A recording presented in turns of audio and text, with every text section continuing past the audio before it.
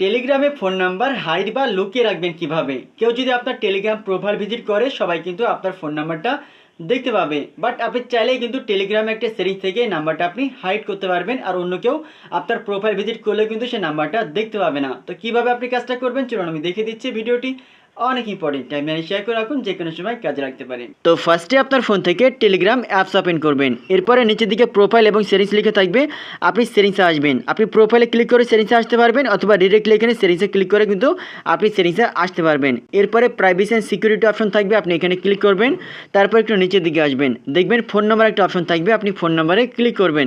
এরপরে ছোট্ট করে প্রথমে লিখে থাকবে who can see my mobile number বা ফোন নাম্বার, অর্থাৎ আপনার ফোন নাম্বারটা কে বা কারা কারা দেখতে পাবে। তো এখানে যদি এভরিবডি অথবা মাই কন্ট্যাক্ট সিলেক্ট করা থাকে, আপনি নো বডি লাস্টের যে অপশনটা রয়েছে আপনি এটা সিলেক্ট করবেন। এরপর এখানে আরও দুইটা অপশন চলে আসবে, who can find me by my number, অর্থাৎ আপনার মোবাইল নাম্বারের মাধ্যমে কে কে আপনাকে খুঁজে পাবে।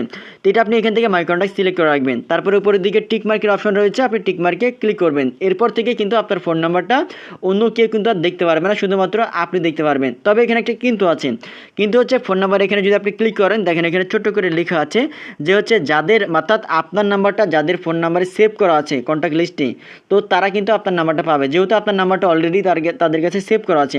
আদারওয়াইজ কিন্তু যাদের কাছে সেভ থাকবে না তারা কিন্তু আপনার নাম্বারটা খুঁজে পাবে না, শুধুমাত্র আপনার কাছে এটা অনলাইন হয়ে থাকবে। ঠিক আছে, আশা করি বিষয়টা বুঝতে পারছেন। ভিডিওটি অনেক ইম্পর্টেন্ট, টাইমলাইনে শেয়ার করে রাখুন। আর কি ইম্পর্টেন্ট ভিডিও প্রতিনিধি পেতে পেজটা ফলো দিয়ে রাখুন, আর ইউটিউব চ্যানেল থেকে দেখে থাকলে সাবস্ক্রাইব করুন।